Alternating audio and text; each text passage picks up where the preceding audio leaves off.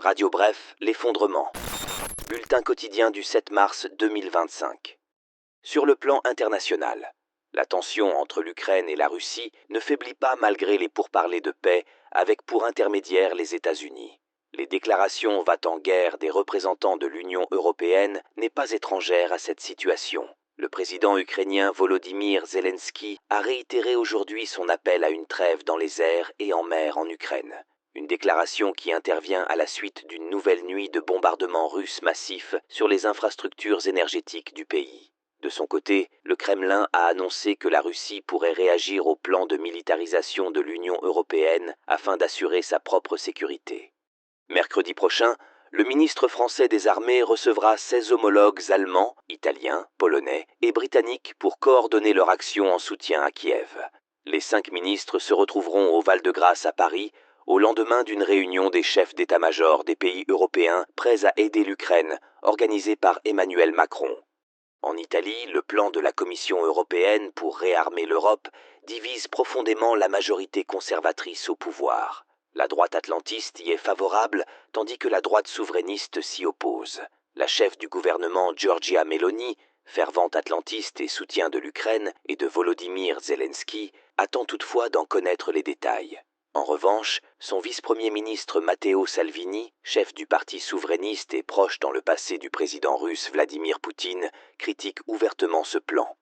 L'Ukraine a reçu une première tranche de fonds d'une valeur d'environ 1 milliard de dollars de la part du Royaume-Uni, garantie par le produit des avoirs russes gelés. Le Premier ministre ukrainien Denis Shmyhal a dit s'attendre à l'avenir à ce que tous les actifs souverains de la Fédération de Russie soient confisqués et transférés au profit de son pays. Coup de théâtre aujourd'hui en Corée du Sud, où un tribunal a annulé pour vice de procédure le mandat d'arrêt visant le président déchu Yoon Suk-yeol. L'homme est incarcéré depuis janvier dernier pour sa tentative ratée d'imposer la loi martiale. Cette nouvelle décision n'entraîne toutefois pas sa remise en liberté immédiate. Selon le code de procédure pénale sud-coréen, le parquet a 7 jours pour faire appel, et le suspect n'est libéré que si le procureur renonce à son droit de faire appel ou ne fait pas appel dans les délais prescrits. Nouvel épisode de la guerre commerciale ouverte sur plusieurs fronts par le président américain Donald Trump. Le ministre chinois des Affaires étrangères, Wang Yi, a promis aujourd'hui que son pays répondrait fermement aux mesures décidées par le locataire de la Maison-Blanche qui a imposé une salve de droits de douane sur les produits importés de Chine. Au Proche-Orient, de violents affrontements entre des membres des forces de sécurité du nouveau régime syrien et des combattants fidèles au président déchu Bachar al-Assad ont fait au moins 72 morts en 24 heures dans le nord-ouest de la Syrie.